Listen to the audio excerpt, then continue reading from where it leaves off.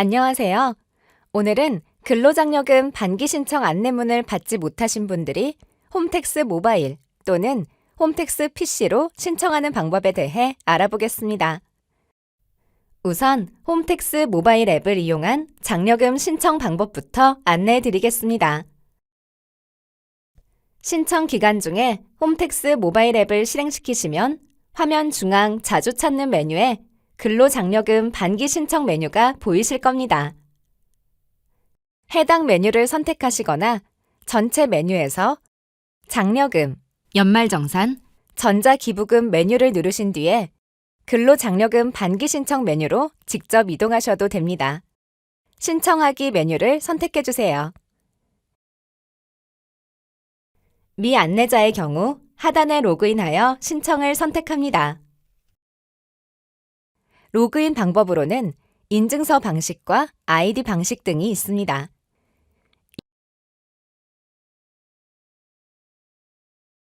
장려금 신청 시 국세청에 신고되어 있는 소득 내역을 자동으로 불러오려면 인증서 방식으로 로그인하셔야 합니다. 이제부터 신청서를 작성해 보겠습니다. 인적사항 입력 화면입니다. 본인의 연락처, 주소 등을 정확하게 입력해 주세요. 이 화면에서는 6월에 심사가 끝나고 장려금 지급 결정 통지를 받으실 방법을 선택할 수 있는데요. 문자 메시지로 받고 싶으시면 동의를, 우편으로 받으시고 싶다면 비동의를 선택해 주세요.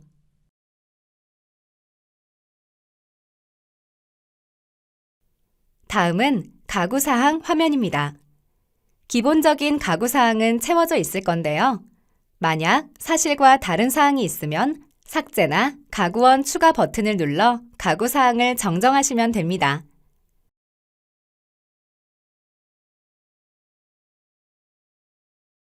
다음은 소득 명세 화면입니다.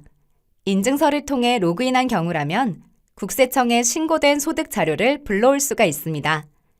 배우자의 소득 정보는 배우자가 직접 소득 정보 제공을 동의한 경우만 조회가 가능하며 배우자의 명의로 로그인하여 처음 장려금 반기 신청 메뉴에 소득 정보 제공 동의 신청을 통해 동의가 가능합니다. 만약 국세청에 신고된 소득 자료가 실제 소득과 다르다면 정정이 가능하며 이 경우 해당 소득을 입증할 수 있는 증빙 자료를 같이 제출해 주셔야 합니다. 다음은 전세금 명세 화면입니다. 전년도 6월 1일 기준 신청인 또는 가구원이 임차한 주택 주거용 오피스텔 또는 상가가 있는 경우에만 작성합니다. 첫 번째, 임차한 주택과 주거용 오피스텔의 전세금은 해당 주택 기준시가의 55%를 적용하여 평가합니다. 다만, 임대차 계약서 등을 통해 확인된 실제 전세금이 간주 전세금보다 적은 경우에는 실제 전세금으로 적용되니 이런 경우라면 전세금 명세를 입력하신 후 임대차 계약서 사본 등 증빙 자료를 함께 제출해 주세요. 실제 전세금이 간주 전세금보다 높다면 전세금 명세를 따로 입력할 필요가 없습니다. 또 하나 주의하실 점은 거주하고 있는 주택의 소유자가 직계 존비속인 경우 해당 주택 기준시가의 100%를 간주 전세금으로 적용합니다.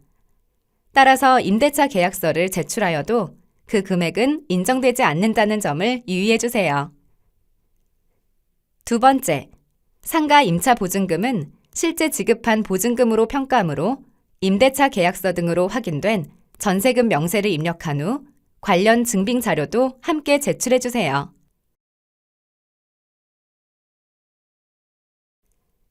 다음은 환급금 수령 방법을 선택하는 화면인데요. 계좌로 받으실 때 주의하실 점은 반드시 신청인 본인 명의의 계좌만 가능하다는 점이고요.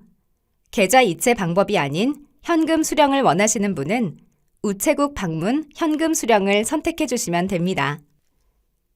환급금 수령 방법까지 입력하시면 신청 완료가 됩니다. 신청이 완료되면 신청 금액을 보기와 같이 확인하실 수 있습니다. 신청 금액은 신청 시 입력하신 근로소득을 기준으로 계산한 금액으로 심사 결과에 따라 실제 지급받을 금액과 다를 수 있습니다. 하반기 신청분에 대하여는 2024년 6월 말에 정산 지급합니다. 심사 결과는 심사 진행 상황 조회에서 확인할 수 있습니다. 다음은 PC를 이용하여 홈택스에서 근로장려금을 신청하는 방법입니다. 네이버, 다음 등 포털에서 홈택스를 검색하거나 주소창에 www.hometex.go.kr을 입력하여 국세청 홈택스에 접속하세요. 홈택스에 접속하시면 장려금, 연말정산, 전자기부금 화면으로 이동해주세요. 하단에 근로장려금 직접 입력 신청을 눌러주세요. 안내에 따라 로그인을 진행해주세요. 국세청에 신고되어 있는 소득 내역을 자동으로 불러오려면 인증서 방식으로 로그인하셔야 합니다. 이제부터 신청서를 작성해 보겠습니다. 인적사항 작성 화면입니다. 본인의 연락처, 주소 등을 정확하게 입력해 주세요. 이 화면에서는 6월에 심사가 끝나고 장려금 결정 통지를 받으실 방법을 선택할 수 있는데요. 문자 메시지로 받고 싶으시면 동의를, 우편으로 받기를 원하시면 비동의를 선택해 주세요. 다음은 가구사항 화면입니다. 기본적인 가구사항은 채워져 있을 건데요. 만약 사실과 다른 사항이 있으면 삭제나 가구원 추가 버튼을 눌러 가구사항을 정정하시면 됩니다. 아래 연간 소득 금액이 100만 원 이하인 만 70세 이상 직계존속 부양 여부도 체크해 주세요. 다음은 소득 명세 화면입니다. 인증서를 통해 로그인한 경우라면 국세청에 신고된 소득 자료를 불러올 수가 있습니다. 배우자의 소득 정보는 배우자가 직접 소득 정보 제공을 동의한 경우만 조회가 가능하며 배우자의 명의로 로그인하여 처음 장려금 반기 신청 메뉴에 소득 정보 제공 동의 신청을 통해 동의가 가능합니다. 만약 국세청에 신고된 소득 자료가 실제 소득과 다르다면 정정이 가능하며 이 경우 해당 소득을 입증할 수 있는 증빙 자료를 같이 제출해 주셔야 합니다. 다음은 신청 자격 확인 화면입니다. 위의 유의사항들을 확인하시어 가구 유형별, 소득 요건, 재산 요건 등을 충족하신다면 선택해 주시면 됩니다.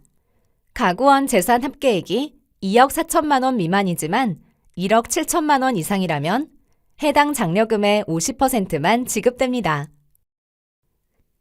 화면 하단에서는 전세금 명세를 입력할 수 있습니다. 전년도 6월 1일 기준 신청인 또는 가구원이 임차한 주택 주거용 오피스텔 또는 상가가 있는 경우에만 작성합니다. 첫 번째, 임차한 주택과 주거용 오피스텔의 전세금은 해당 주택 기준 시가의 55%를 적용하여 평가합니다. 다만 임대차 계약서 등을 통해 확인된 실제 전세금이 간주 전세금보다 적은 경우에는 실제 전세금으로 적용되니 이런 경우라면 전세금 명세를 입력하신 후 임대차 계약서 사본 등 증빙 자료를 함께 제출해 주세요. 실제 전세금이 간주 전세금보다 높다면 전세금 명세를 따로 입력할 필요가 없습니다. 또 하나 주의하실 점은 거주하고 있는 주택의 소유자가 직계 좀비속인 경우 해당 주택 기준 시가의 100%를 간주 전세금으로 적용합니다. 따라서 임대차 계약서를 제출하여도 그 금액은 인정되지 않는다는 점을 유의해 주세요. 두 번째, 상가 임차 보증금은 실제 지급한 보증금으로 평가하므로 임대차 계약서 등으로 확인된 전세금 명세를 입력한 후 관련 증빙 자료도 함께 제출해 주세요.